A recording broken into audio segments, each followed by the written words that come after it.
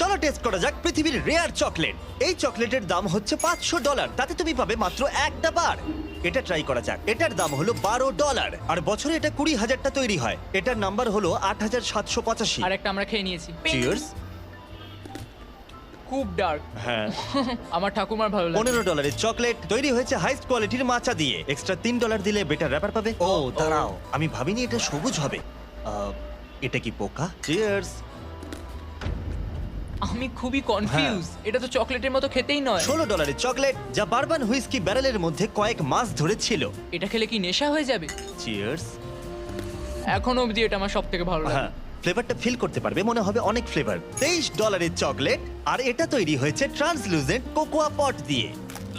এটার পিছনে দারুণ একটা ব্যাকগ্রাউন্ড। চিয়ার্স।